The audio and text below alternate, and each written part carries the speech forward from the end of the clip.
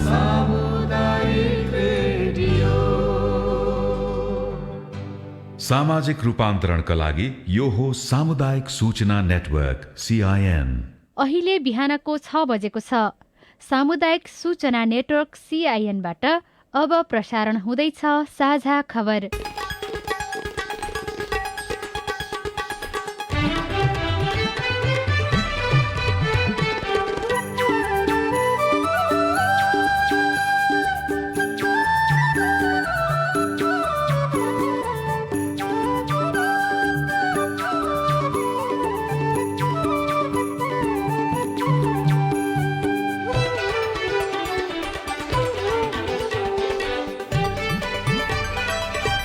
शुभ प्रभात। यो CIN को साझा खबर हो। स्नेहा कर्णसँगै गोविन्द खड्काको तपाईलाई स्वागत छ। सामुदायिक रेडियोबाट देशैभरि एकैसाथ प्रसारण भइरहेको साझा खबर CINखबर.com र मोबाइल एप CIN बाट पनि सुन्न सकिन्छ। आज 2077 साल फागुन 3 गते सोमबार, फेब्रुअरी 15 तारिक सन् 2021, नेपाल सम्वत 1141 माघ शुक्ल पक्षको चतुर्थी तिथि। साझा खबरमा प्रमुख खबरका शीर्षकहरू। नेकपा विवाद नसल्टिँदै निर्वाचन आचार संहिता जारी गर्दै निर्वाचन आयोग 5000 भन्दा बढी चन्दा बैंकबाटै लिनुपर्ने, प्रतिनिधि सभा विघटन विरुद्धको जवाबी बहसमा संविधानको व्याख्या खोजिँदै। कोरोना प्रभावित व्यवसायीलाई सहुलियत, असारसम्म ब्याज र किस्ता तिर्न नपर्ने, 20 लाख खोप किन्ने सरकारको तयारी, दोस्रो चरणको खोप अभियान सुरु। नेपाल भारत सीमा जोडिएका नाकामा झमेला, नेपाल भित्रिनेलाई समस्या, गैंडा निरन्तर संकटतर्फ, खानी उत्खननमा प्रदेश सरकारहरूको व्यवस्था। भारत उत्तराखण्डमा बाढीमा परे मृत्यु हुनेको संख्या 51 पुग्यो, 11 नेपाली अझै बेपत्ता। म्यानमारमा सैनिक कुपछि इन्टरनेट सेवा बन्द, ब्राजिलमा फेरि कोरोनाको मृत्यु दर बढ्दै। र राष्ट्रिय महिला लिग फुटबलमा आर्मी विजयी। आज 2 खेल हुने बंगलादेश विरुद्धको 2 टेस्ट सिरिजमा वेस्ट इन्डिजको क्लिन स्वीप।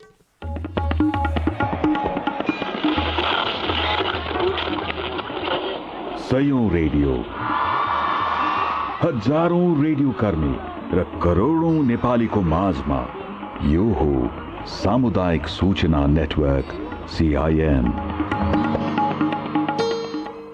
साझा खबरमा सबभन्दा पहिले निर्वाचन आचार संहिता र निर्वाचन आयोगको तयारीको प्रसंग। निर्वाचन आयोगले आगामी 17 र 27 वैशाखमा गरी 2 चरणमा तय भएको प्रतिनिधि सभा निर्वाचनका लागि निर्वाचन आचार संहिताको मस्यौदा तयार गरेको छ। आचार संहिताको मस्यौदा तयार पार्दै निर्वाचन तयारीलाई अघि बढाइएको निर्वाचन आयोगले जनाएको छ। आचार संहितामा निर्वाचनमा भाग लिने दललाई आर्थिक अनुशासन र मितव्ययितामा कसने गरी प्रस्ताव गरिएको छ। आयोगले निर्वाचन आचार संहिता 2077 को मस्यौदा तयार गरी हिजो संघ, प्रदेश र स्थानीय तहमा प्रतिनिधित्व गर्ने राजनीतिक दलका प्रतिनिधिसँग छलफल गरेको हो। आयोगले तयार गरेको आचार संहिताको प्रारम्भिक मस्यौदा अनुसार निर्वाचनका लागि राजनीतिक दल तथा दलका उम्मेद्वारले सहयोग बापत चन्दा लिँदा चन्दा लिएको रकम उल्लेख गरी चन्दा दिने पक्षलाई त्यसको रसिद वा भरपाई अनिवार्य रूपमा दिनुपर्ने उल्लेख गरिएको छ।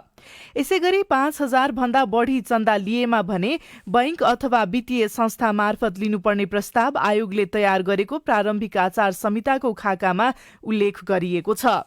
आयोगका प्रवक्ता राजकुमार श्रेष्ठले आयोगले तयार गरेको निर्वाचन आचार संहिताको प्रारम्भिक प्रस्ताव दलसँगको बैठकमा राखेको र केही सुझाव प्राप्त भएको बताउनुभयो। प्रारम्भिक आचार संहिता अनुसार निर्वाचनका लागि राजनीतिक दल तथा दलका उम्मेद्वारले रकम खर्च गर्दा बैंक खाताबाट मात्रै खर्च गर्नुपर्नेछ। यसैबीच नेपाल कम्युनिष्ट पार्टीको प्रचण्ड नेपाल समूहले नेकपाको आधिकारिकता विवाद नमिलाई निर्वाचन कसरी गर्ने भन्दै निर्वाचन आयोगसँग प्रश्न गरेको छ।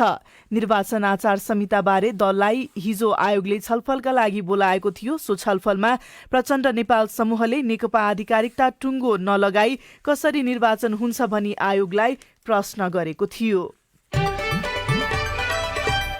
कोभिड-19बाट प्रभावित ऋणीलाई सरकारले विशेष सहुलियत दिने भएको छ। राष्ट्र बैंक मार्फत हिजो सूचना जारी गरिएको छ।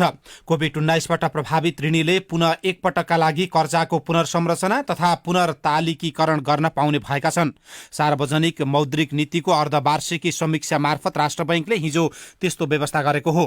कोभिड-19 को अवस्था सामान्य भए पनि पर्यटन, होटेल लगायतका केही क्षेत्र अझै लयमा फर्किन सकेका छैनन्। ती क्षेत्रका उद्योगी तथा व्यवसायीको आग्रहमा आउँदो असारसम्म एकपटकका लागि कर्जाको पुनर्संरचना र पुनर्तालिकीकरण गर्न सुविधा दिएको राष्ट्र बैंकका गभर्नर महाप्रसाद अधिकारीले जानकारी दिनुभयो। असारसम्म ब्याज र पुनर्कर्जा तिर्नुपर्ने छैन। 2076 पुष मसान्तसम्म सक्रिय वर्गमा रहेका कर्जालाई ऋणीले 2078 असार मसान्तसम्म लिखित कार्ययोजना पेश गरे। बैंक तथा वित्तीय संस्थाले त्यसको विश्लेषण गरी बक्यौता ब्याजको न्यूनतम 5% असुलोपर गरी एकपटकका लागि कर्जा पुनर्संरचना र पुनर्तालिकीकरण गर्न सक्ने व्यवस्था मिलाइएको छ। समीक्षा मार्फत राष्ट्र बैंकले साना लघु जलविद्युत आयोजनालाई त्यस्तो दरमा कर्जा प्रवाह गर्ने व्यवस्था गरेको छ। त्यसअनुसार 10 मेगावाट भन्दा साना जलविद्युत आयोजनाको विशेष पुनर्कर्जामा पहुँच पुर्याउन आवश्यक व्यवस्था गरिने पनि उल्लेख गरिएको छ। राष्ट्र बैंकले 3% ब्याज दरमा कर्जा प्रवाह गर्नुपर्ने व्यवस्था पनि गरेको छ। धितो लिलामी तथा कालो सूचीमा नराख्न बैंकहरूलाई निर्देशन दिएको छ। सरकारले कोरोना विरुद्धका 20 लाख डोज खोप किन्ने प्रक्रिया अघि बढाएको छ। भारतले अनुदानमा दिएको कोभिसिल्ड खोप नै खरिद गर्ने सरकारको तयारी छ। तर उत्पादक कम्पनी सेरम इन्स्टिच्युट अफ इन्डियासँग मूल्यको कुरा अझै टुङ्गिसकेको छैन। खोप खरिदको प्रस्ताव सहितको फाइल स्वास्थ्य सेवा विभागको परिवार कल्याण महाशाखाले व्यवस्थापन महाशाखामा पठाएको छ। स्वास्थ्य मन्त्री हृदय त्रिपाठी र सचिव लक्ष्मण अरियालले यस विषयमा थप छलफल गरिरहनु भएको छ। अर्थ मन्त्रालयले खोप खरिद गर्न 2 अर्ब बजेट समेत विनियोजन गरिसकेको छ।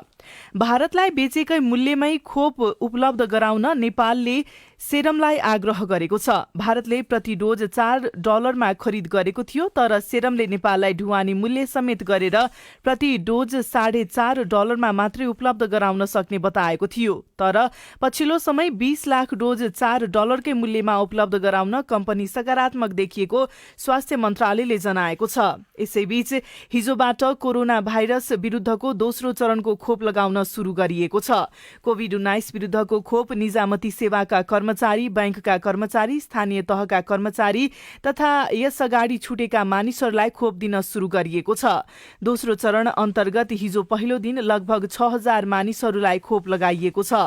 यस चरणमा निजामती सेवा अन्तर्गतका जिल्ला प्रशासन कार्यालय, मालपोत, नापी, हुलाक कार्यालय, कर कार्यालय, यातायात व्यवस्था कार्यालयका कर्मचारीहरूलाई परिचय पत्र हेरेर प्रदान गरिने स्वास्थ्य मन्त्रालयका प्रवक्ता डाक्टर जागेश्वर गौतमले जानकारी दिनुभयो। पहिलो चरणमा हामीले 2 लाख जना खोप लगायौं। आजबाट फेरि हामीले अर्को 3 लाख व्यक्तिहरूलाई, इलाकाहरूमा काम गर्ने कर्मचारीहरू, बीओपीमा काम गर्ने चाहिँ प्रहरीहरू, बैंकमा काम गर्ने कर्मचारीहरू, यो भन्दा पहिला चाहिँ खोप लगाउनलाई छुटेका व्यक्तिहरू, काठमाडौँ बाहिर पत्रकारहरू पनि गरी हामीले आजबाट खोप लगाउन सुरु गरेको छौं।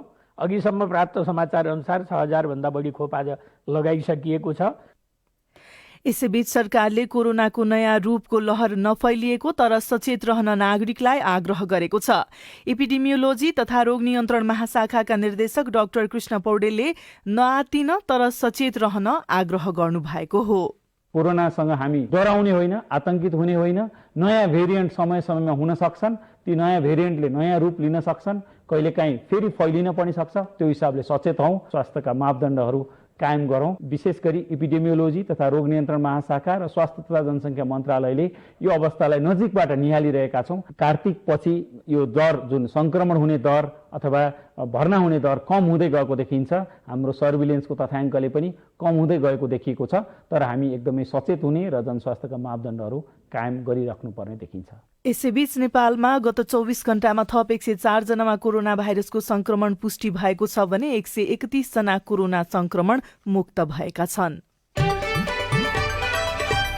नेकपाको प्रचण्ड नेपाल समूहले चौथो चरणको आन्दोलनको कार्यक्रम घोषणा गरेको छ। केन्द्रीय संघर्ष समितिले हिजो पार्टी कार्यालय पेरिस डाँडामा पत्रकार सम्मेलन गरी फागुन 5 गतेदेखि 15 गतेसम्मका लागि कार्यक्रमको घोषणा गरेको हो।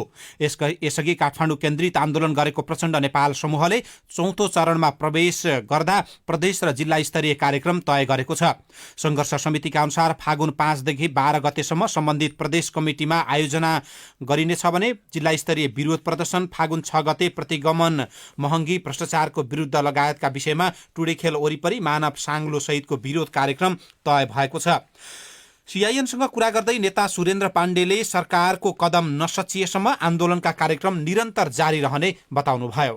निर्वाचन आयोगले दुईटा कुरा भनेर चिठी लेखेको छ र दुवै पक्षलाई 441 जनाको पार्टी एकता हुँदाको केन्द्रीय कमिटीलाई हामी आधार मान्छौँ, त्यही नै हो मुख्य कुरा। र पार्टी एकता हुँदाको विधानलाई मान्छौँ, किनभने त्यस यता पार्टीको कुनै महाधिवेशन भएको छैन। 441 जनामा हामीले करिब 290 जना हामीसँग छन् भनेर दस्तखत सहित हामीले पेश गरिसकेपछि तपाईँ नै हिसाब गर्नुहोस् कुन पार्टी मूल हो र कुन होइन भन्ने कुरा। जबसम्म परिस्थितिमा चाहिँ के भने यो प्रतिगमन सचिँदैन र मुलुकले सही बाटो पक्रिँदैन तबसम्म हामी सडकमा हुन्छौँ र हामी आन्दोलनलाई अगाडि बढाइरहन्छ। तपाईहरु आधिकारिक हुनुमा चाहिँ यस्ता खालका आन्दोलनका कार्यक्रमहरूले चाहिँ कसरी सहयोग गर्छ? अहिले प्रधानमन्त्री ओलीले चालेको कदम ठिक छ कि छैन, तपाईँ त्यो दुईटा हेरेर भनिदिनुहोस् भन्ने हाम्रो आग्रह हो। जस्टिस गर्ने ठाउँमा बसेका मान्छेहरूलाई को आँखालाई पनि त्यो चस्मा लगाएर हेर भनेर चाहिँ भनिदिनु भयो भने त्यसले सम्भवतः के भने न्यायको जित हुनेछ। यदि सर्वोच्च अदालतले चुनावमा जाने फैसला गरिदिएको खण्डमा चाहिँ तपाईहरुको आन्दोलनको कार्यक्रम थप सार्वजनिक गर्नुहुन्छ कि चुनावमा जानेतर्फ लाग्नुहुन्छ? चुनाव गर्नलाई यो कदम चालिएकै होइन। चुनाव हुन्छ भन्ने तपाईँलाई विश्वास छ? के भन्दैछौँ अहिलेदेखि नै के खबरदारी गर्दैछौँ भने यो चुनाव गर्नको लागि गरिएको कदम पनि होइन, चुनाव हुँदा पनि हुँदैन। त्यस हुनाले गलत कदममा कोही पनि नलागु, गलत दिशाले देश फेरि दुःख पाउँछ भन्ने कुरा नै हामीले सन्देश दिइरहेका छौँ र हामीले त्यही कुरा भनिरहेछौँ, अपिल गरिरहेछौँ कि देशले फेरि अँध्यारो सुरुङमा प्रवेश गर्न नपरोस्। नेकपाको ओली पक्षीय समूहले पनि फरक रणनीति बनाइरहेको छ। विशेष गरी पहिलो चरणमा प्रदेशमा मुख्यमन्त्री विरुद्ध पेश भएको अविश्वासको प्रस्ताव असफल बनाउने गरी रणनीति तय गरेको छ। बागमती प्रदेशमा असफल भइसकेको र प्रदेश 1 मा असफल बनाउने गरी रणनीति अगाडि बढेको बागमती प्रदेशका भौतिक पूर्वाधार विकास मन्त्री रामेश्वर भुइँयालले सीआईएनसँग बताउनुभयो।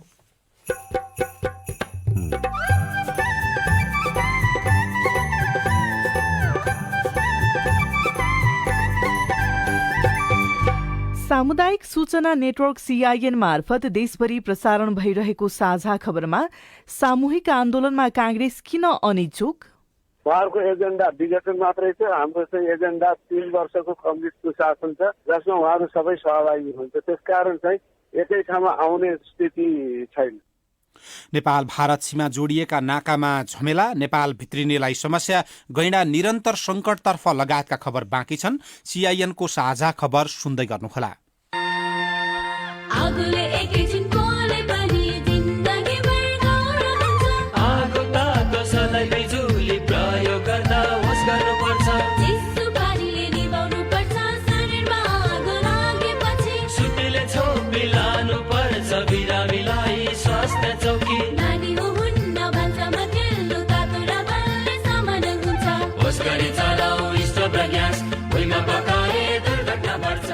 अग्निजन्य दुर्घटना भएमा 01 55 55 689 मा सम्पर्क गर्नुहोस्। बीबीएस नेपाल ललितपुर।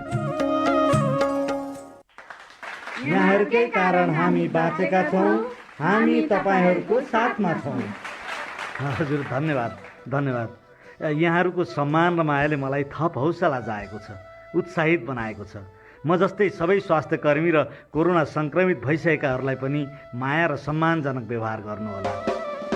यो बेला जोखिम मोलेर काम गर्ने स्वास्थ्य कर्मीलाई उच्च सम्मान गरौँ। कोरोना भाइरस संक्रमण विरुद्ध स्वास्थ्यका मापदण्ड पालना गरेर हातेमालो गरौँ। दि एसिया फाउन्डेसन र अकुराब। सामाजिक रूपान्तरणका लागि यो हो सामुदायिक सूचना नेटवर्क सीआईएन। तपाईँ अहिले देशभरिका सामुदायिक रेडियो CINखबर.com र मोबाइल एप CINबाट एकैसाथ साझा खबर सुनिरहनु भएको छ। अब काठमाडौँबाट पत्रपत्रिकाले छापेका खबर। कान्तिपुर दैनिकको भित्री पृष्ठमा ललिता निवास जग्गा प्रकरण सर्वोच्चले मगायो कागजात शीर्षकमा खबर लेखिएको छ। सर्वोच्च अदालतले ललिता निवास जग्गा अनियमितता प्रकरणसँग सम्बन्धित 3 महत्वपूर्ण फाइल अध्ययनका लागि झिकाउने आदेश गरेको छ। पूर्व प्रधानमन्त्रीहरू माधव कुमार नेपाल र बाबुराम भट्टराईमाथि पनि मुद्दा चलाउनु पर्ने माग दावी गर्दै दर्ता भएको निवेदनमा सुनवाई गर्दै सर्वोच्चले अख्तियार दुरूपयोग अनुसन्धान आयोगले विशेष अदालतमा दर्ता गरेको आरोप पत्र तथा 2066-67 र 2069 सालमा मन्त्री परिषदले गरेका निर्णय झिकाउने आदेश गरेको हो। कान्तिपुर दैनिकको पहिलो पृष्ठमा गैडा निरन्तर सङ्कटतर्फ शीर्षकमा खबर लेखिएको छ। गत असोजतिर मरेका गैडा भेटिएका खबर दिनहुँ जसो सञ्चार माध्यममा आउन थालेपछि वन तथा वातावरण मन्त्रालयका सचिव विश्वनाथ ओली समस्या बुझ्न आफै चितवन निकुञ्ज पुग्नु भएको थियो। सचिव ओलीले नै उपसचिव अर्णनाथ बराललाई गत साउनमा चितवन निकुञ्जको प्रमुख संरक्षण अधिकृत बनाएर पठाउनु भएको थियो। चितवन जानुअघि निकुञ्ज विभागका तत्कालीन महानिर्देशक पेम नारायण कडेलले पनि स्थलगत अध्ययन गरेर फर्कनु भएको थियो। समस्या विकराल बन्ने सम्भावना आकलन गर्दै उहाँले उच्च सतर्कता अपनाउन निर्देशन दिनुभएको थियो। चितवनमा 605वटा गैडा, बर्दियामा 29, शुक्लाफाटामा 8 र पर्सामा 3वटा गैडाहरू सङ्कटतर्फ जाँदै गरेको उहाँहरूले अध्ययन गर्नुभएको थियो। जहाँ 5वटा हत्याको अनुसन्धान नै भएन शीर्षकमा खबर लेखिएको छ। बैतडी दोगडा केदार गाउँपालिका 7 चढेपानीका 17 वर्षका भागरथी भट्टको बलात्कारपछि हत्या भएको अवस्थामा शव फेला परेको 11 दिन पुगेको छ। तर प्रहरीले अझैसम्म अनुसन्धानलाई निष्कर्षमा पुर्याउन सकेको छैन। यसअघि पनि बैतडीमा विभिन्न हत्याका घटनाहरू भएका थिए, तर त्यसमा हालसम्म पनि कुनै पनि अनुसन्धान हुन नसकेको खबर लेखिएको छ। पत्रपत्रिकाहरूले प्रधानमन्त्री केपी शर्मा ओलीको 3 वर्षको समीक्षात्मक खबरलाई पनि छापेका छन्। नयाँ पत्रिका दैनिकले लेखेको छ, पूर्वाधार आयोजनामा ओली सरकारको 3 वर्ष, बुढी गण्डकी र पश्चिम सेती आयोजना अझै बेवारिसे, मेगा र स्मार्ट सिटी घोषणामै सीमित शीर्षकमा खबर। प्रधानमन्त्री केपी शर्मा ओलीले पछिल्लो समय देशका विभिन्न ठाउँमा आयोजित सभालाई सम्बोधन गर्दा सरकारले गरेका कामको फेरिस्त बताउने गर्नुभएको छ। उहाँले आफ्नो सरकारले विकासका धेरै काम गरेको र त्यो देखेर विपक्षी आत्तिएको समेत दावी गर्नुहुन्छ। राष्ट्रिय गौरवका आयोजनामा पनि उल्लेख्य प्रगति भइरहेको उहाँको भनाइ छ। तर तथ्य र तथ्याङ्क हेर्दा त्यस्तो देखिँदैन। ओली नेतृत्वको सरकार गठन भएकै आर्थिक वर्षमा निर्माणको थालनी गर्ने लक्ष्य राखिएको बुढी गण्डकी जलविद्युत आयोजना अझै टुङ्गो छैन। पश्चिम सेती जलविद्युत आयोजना बेवारिसे छ, त्यो आयोजना निर्माणको मोडालिटी पनि टुङ्गो लागेको छैन, पत्रिकाले लेखेको छ। कान्तिपुर दैनिकले ओली सरकारको 3 वर्षलाई समीक्षात्मक रूपमा लेखेको छ। भित्री पन्नामा लेखेको छ, शासन व्यवस्था नै जोखिममा पर्यो। जुन जगमा टेकेर प्रधानमन्त्री केपी शर्मा ओली 2074 फागुन 3मा प्रधानमन्त्री बन्नु भएको थियो, 3 वर्षमा सबभन्दा बढी त्यही जग धर्मराएको छ। संविधान, गणतन्त्र, धर्मनिरपेक्षता, संघीयता लगायतका पछिल्ला शासन व्यवस्थाका उपलब्धिमाथि सबभन्दा बढी प्रश्न उठिरहेको खबरमा उल्लेख गरिएको छ। प्रशासन निकै अस्थिर बनेको छ। शिक्षा, विज्ञान तथा प्रविधि मन्त्रालयका सचिव गोपीनाथ मैनाली बिहिबार 8औं पटक सरुवा हुनुभएको छ। उहाँ मात्र होइन, पटक पटक मन्त्रीहरूको सरुवा भइरहेको छ। सरुवा 3 महिनामा हुने गरेको छ। त्यसले गर्दा प्रशासन अस्थिर छ। खटपट गर्ने मन्त्रालयमा पनि नेतृत्व फेरिए भएको छ। 3 वर्षमा कैयौं पटक नेतृत्व फेरियो, पत्रिकाले लेखेको छ। अन्नपूर्ण पोस्ट दैनिकले भने नाकामा झमेला शीर्षकमा पहिलो पन्नामा खबर लेखेको छ। सीमा नाकामा झमेला देखिएको छ। स्थलमार्ग हुँदै सबभन्दा धेरै पर्यटक भित्रिने नाका हो रूपन्देहीको बेलिहेवा। यो नाका 1 वर्षदेखि ठप्प छ। कोरोना महामारीमा बन्द गरिएका नेपाल भारत सीमा नाका खोल्ने निर्णय सरकारले गरे पनि बेलिहेवाबाट भित्रिने चाहने पर्यटकले अनुमति पाएका छैनन्। लुम्बिनी प्रदेशका नेपालगञ्ज, कृष्णनगर, महेशपुर नाकाको अवस्था पनि त्यस्तै छ। त्यसैगरी विराटनगर नाका, नेपालगञ्ज नाका, जनकपुर धाम नाका, वीरगञ्ज, सिराहा र झापा नाकाको अवस्था पनि त्यस्तै छ। सीमासम्म आएर पर्यटकहरू फर्किने गरेका छन्। भारतीय पर्यटक आवागमनमा समस्या हुँदा नेपाललाई थप पर्यटन उद्योगमा असर गरेको पत्रिकाले लेखेको छ। साझा खबरमा अब तपाईँको प्रश्न र त्यसको जवाब सहितको प्रश्नोत्तर श्रृङ्खला प्रस्तुत गर्दै हुनुहुन्छ सोभिता रिसाल। म गौमूल गाउँपालिका वार्ड नम्बर 5 बाजुराबाट लोकेन्द्र बुढा बोल्दैछु। गौमूल गाउँपालिकाले इसिडीमा पढाउने शिक्षिकाको योग्यता +2 पास हुनुपर्ने भन्ने प्रावधान आउने भन्ने सुनेको छु। धेरै हो। हाम्रो गौमूल गाउँपालिका 5 को कैलाश प्राविमा अहिलेसम्म एसएलसी फेलले पढाइराख्नु भएको छ। यो कहिलेसम्म र के छ प्रावधान जानकारी पाऊ। तपाईको चासोलाई पालिकाले कसरी हेरेको छ? हामीले गौमूल गाउँपालिकाका शिक्षा शाखाका शिक्षा अधिकृत गणेश बहादुर साउदलाई सोधेका छौं। +2 योग्यता भन्ने नीति सरकारले ल्याए पनि अहिलेसम्म कार्यान्वयनमा आउन सकेको छैन अथवा शिक्षायन कार्यान्वयन भइ नसकेको अवस्थामा र नयाँ शिक्षायन नआइसकेको अवस्थामा पुरानै परिपाटीमा पढाइ भइरहेको अवस्था छ र नयाँ ऐन कानूनमा त्यो कुराहरू सम्बोधन नभएको कारणले गर्दा पुरानै ऐन कानून अनुसार र सरकारले नयाँ पोलिसी अनुसार हामीलाई +2 मात्र राख्न त्यस्तो किसिमको कुनै परिपत्र नभएको कारणले गर्दा सोही बमोजिम चलिरहेको अवस्था छ। आन्तरिक पोलिसी अनुसार +2 गर्ने र त्यसका लागि 1-2 वर्ष समय दिएर उहाँहरूको योग्यता वृद्धिका लागि प्रक्रिया अगाडि बढाउने भन्ने छलफल भइरहेछ। त्यसैका आधारमा कार्यान्वयन हुन्छ।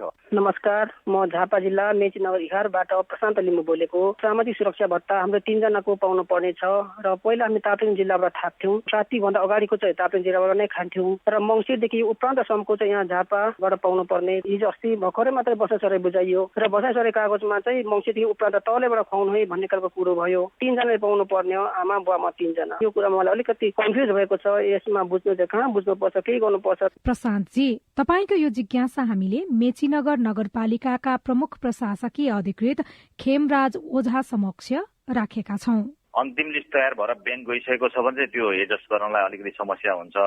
गइसकेको छैन भने हामी यहाँ चाहिँ एडजस्ट गर्न सक्छौँ जस्तो लाग्छ। मैले एकपल्ट मलाई भेट्न भन्नु, म उहाँको के हुन सक्छ त्यो कुरा सहजीकरण गरिदिन्छु। तपाई जुनसुकै बेला हाम्रो टेलिफोन नम्बर 01-5260-646 मा फोन गरेर दिएको निर्देशन अनुसार आफ्नो प्रश्न, प्रतिक्रिया वा विचार रेकर्ड गराउन सक्नुहुनेछ।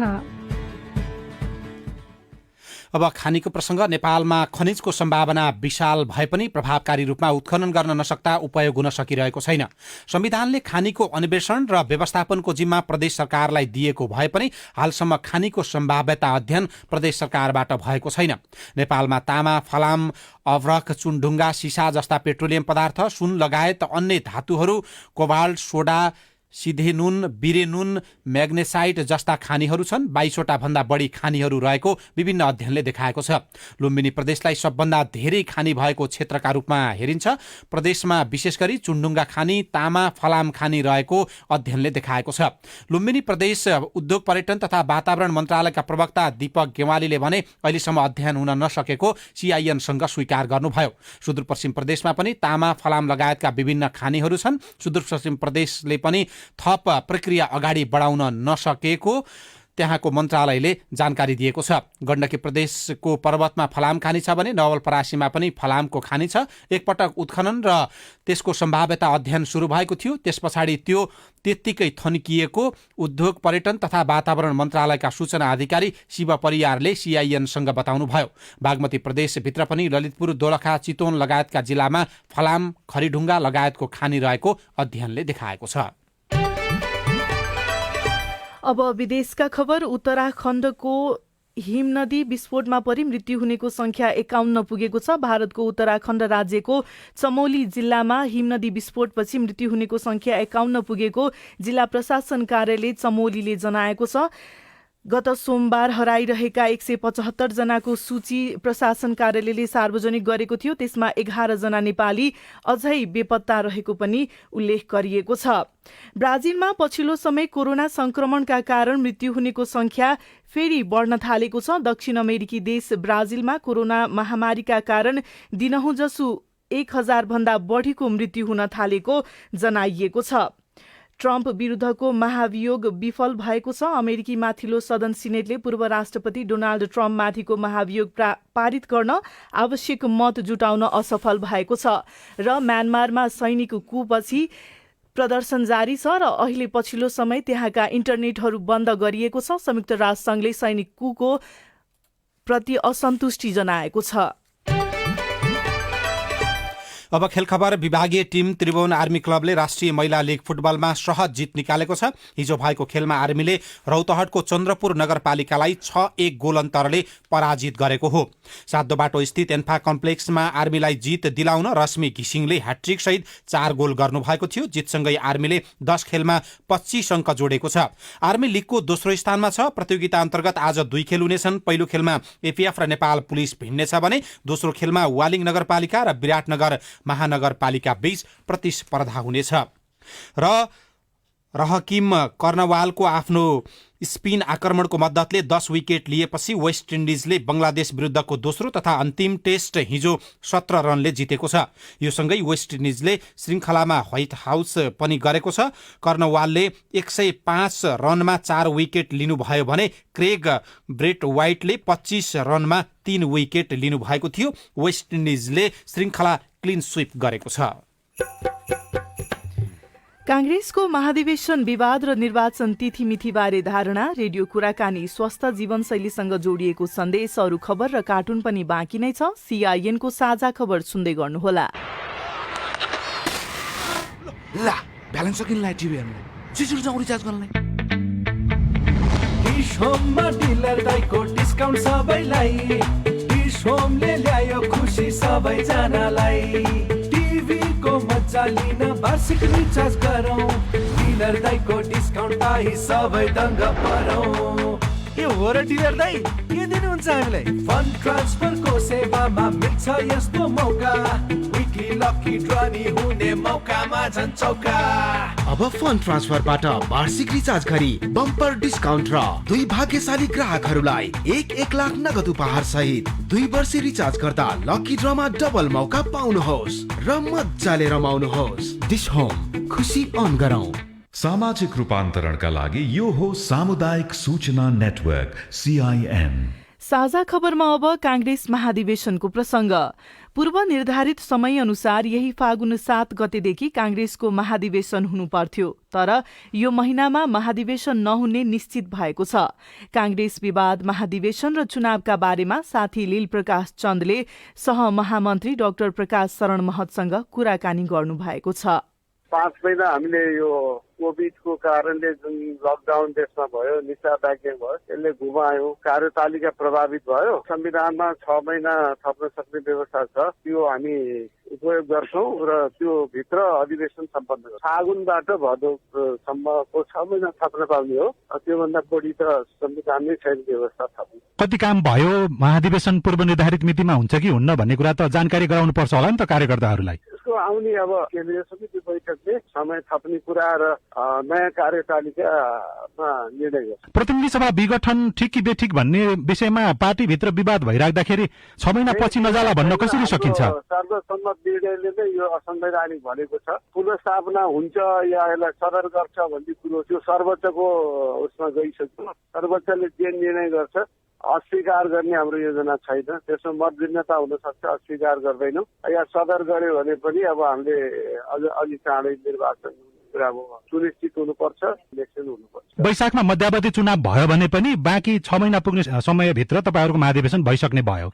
हामी गर्छौँ, त्यो मिलाउँछौँ। चुनावको विषयलाई लिएर त अहिले पनि त विभिन्न कुरा सुनिन्छ नि त कांग्रेसभित्र। सरकारले गराउने निर्वाचन, सर्वोच्च अदालतले पनि चाँडो निर्णय दिनुपर्छ। अब देशलाई धेरै अन्यलमा राख्नुहुन्न। सदर गर्यो भने सर्वोच्च अदालतले हामीले निष्पक्ष चुनाव नगर्ने, लिङ्गरिङ गर्ने, लम्ब्याउने कोसिस गर्यो भने ओली सरकारको विरुद्ध हामी आन्दोलन गर्छौँ। सभापतिज्यूले अहिले अदालतले जे भन्छ त्यसलाई कुरौँ, अहिले त्यसरी चाहिँ विरोध गर्दै आन्दोलनमा नजाउँ भन्ने कुरा छ। विरोधको कार्यक्रम त लगातार गरिराखेका छौँ, तर हाम्रो विरोधको कार्यक्रमको स्वरूप अरूको भन्दा के फरक छ भने अरूले खालि यो विघटनको कुरा मात्रै उठाएका छन्। हामीले 3 वर्षको कम्युनिस्ट कुशासन, भ्रष्टाचार, कोभिड कुव्यवस्थापन, लोकतान्त्रिक संस्थाहरूलाई एकपछि आक्रमण गर्ने, भेदभाव, यी सबै कुरालाई उठाएका छौँ। संयुक्त आन्दोलनको कुरा पनि उठिरहेको छ के हो कांग्रेसको धारणा? संयुक्त आन्दोलन त्यसकारण सम्भव छैन। पहिलो कुरा त उहाँहरू एउटै पार्टी हुनुहुन्छ, उहाँहरूको एजेन्डा विघटन मात्रै छ। हाम्रो चाहिँ एजेन्डा 3 वर्षको कम्युनिस्ट कुशासन छ, जसमा उहाँहरू सबै सहभागी हुनुहुन्छ। त्यसकारण चाहिँ एकै ठाउँमा आउने स्थिति छैन। तर काङ्ग्रेसले त कि चुनावमा जाउँ होइन भने पुनर्स्थापना जसरी पनि गर्नुपर्छ भनेर एउटा मात्रै चरित्र देखाउनु पर्ने होइन? किन संविधान ट्र्याकमा आउनु पर्यो, त्यो ट्र्याकमा आउने दुईटा भन्दा तेस्रो बाटो छैन। पुनर्स्थापना हुन्न भनेदेखि हामी देशलाई अन्यलमा त राख्न सक्दैनौँ। अदालत चाहिँ निर्णय गरिसकेपछि मन दुखाउन सक्छु, तर त्यसलाई मान्दैन भनेर चाहिँ हिँड्न त सकिँदैन। यो चाहिँ हाम्रो संवैधानिक व्यवस्था त त्यही हो। कांग्रेस नेता डाक्टर प्रकाश शरण महतसँगको यो कुराकानीसँगै हामी साझा खबरको अन्त्यमा आइपुगेका छौं। सामुदायिक रेडियो प्रसारक संघद्वारा सञ्चालित सीआईएनको बिहान 6 बजेको साझा खबर सक्नु अघि तपाईको स्वस्थ जीवनशैलीसँग जोडिएको एउटा सन्देश। बच्चालाई झाडापखाला भएको कसरी थाहा पाउने र त्यसपछि के गर्ने? बच्चाले धेरै तारन्तार दिशा गरेमा, बान्ता धेरै गरेमा बच्चाको शरीरमा पानीको कमी हुन जान्छ। हामीले त्यो बच्चाले यदि धेरैपल्ट दिशा गर्यो, बान्ता धेरैपल्ट गर्यो अथवा बच्चाले राम्रोसँग खाएन, बच्चा सुस्त भयो भने हामीले त्यो अनुसार बच्चालाई झाडापखाला भयो र उसलाई शरीरमा पानीको कमी भयो भन्ने बुझ्नुपर्छ। त्यसको लागि सबैभन्दा राम्रो भनेको हामीले बच्चालाई जीवनजल दिने, घरमै साधारण पानीहरू अथवा दालको रसहरू, झोल चिजहरू प्रशस्त मात्रामा खान दिने गर्नाले र साधारण जिङ्क चक्कीको प्रयोगबाट पनि यो समस्यालाई चाहिँ हामीले नियन्त्रण गर्न सक्छौँ। आमाको दुध खाइरहेको बच्चा छ भने आमाको दुधै खुवाइरहने, त्यो बाहेक दालको रसहरू, भातको माड, गेडागुडीको रस तिनीहरू चाहिँ प्रशस्त मात्रामा दिन सकिन्छ। डाक्टर आन्या शर्मासँग सीआईएनले गरेको कुराकानीका आधारमा तयार पारिएको यो सन्देशसँगै साझा खबरमा मुख्य खबर फेरि एकपटक। नेकपा विवाद नसल्टिँदै निर्वाचन आचार संहिता जारी गर्दै निर्वाचन आयोग 5,000 भन्दा बढी जनता बैंकबाट लिनुपर्ने, प्रतिनिधि सभा विघटन विरुद्धको जवाबी बहसमा संविधानको व्याख्या खोजिँदै। कोरोना प्रभावित व्यवसायीलाई सहुलियत, असारसम्म ब्याज र किस्ता तिर्न नपर्ने, 20 लाख खोप किन्ने सरकारको तयारी, दोस्रो चरणको खोप अभियान सुरु। नेपाल भारत सीमा जोडिएका नाकामा झमेला, नेपाल भित्रिनेलाई समस्या, गैंडा निरन्तर संकटतर्फ, खानी उत्खननमा प्रदेश सरकारहरूको व्यवस्था। भारत उत्तराखण्डमा बाढीमा परि मृत्यु हुनेको संख्या 51 पुग्यो, 11 नेपाली अझै बेपत्ता। म्यानमारमा सैनिक कुपछि इन्टरनेट सेवा पनि बन्द। र राष्ट्रिय महिला लीग फुटबलमा आर्मी विजयी, आज 2 खेल हुने। साझा खबरको अन्त्यमा पालो आएको छ कार्टुनको। आज राजधानी दैनिकले मात्रै कार्टुन छापेको छ। उत्तम नेपालले बनाएको कुरी शीर्षकको कार्टुन लिएका छौं। यो कार्टुनमा नेकपाको विवाद र एक अर्का बीचको अन्योलताको प्रसङ्गलाई व्यङ्ग्य गर्न खोजिएको छ। यहाँ एउटा घरको तस्बिरलाई दिएको छ। श्रीमान श्रीमती कुराकानी गरिरहेका छन्। श्रीमान कतै निस्किन खोजिरहेको जस्तो देखिन्छ। श्रीमतीले प्रश्न गरेकी छिन् र तल चाहिँ यस्तो लेखिएको छ, तपाईँ चाहिँ नेकपाको कुन गुटमा लाग्या रे? फाइदा हुने गुटमा कि बेफाइदा हुने गुटमा? हवस् त प्राविधिक साथी सुनिल राज भारतलाई धन्यवाद। अहिलेलाई गोविन्द खड्का र स्नेहा कर्ण बिदा भयौं। तपाईँको आजको दिन शुभ होस्। नमस्कार। यसपछि देशभरिका सामुदायिक रेडियोबाट कार्यक्रम बोल्ने बेला प्रसारण हुनेछ। सुन्ने प्रयास गर्नुहोला।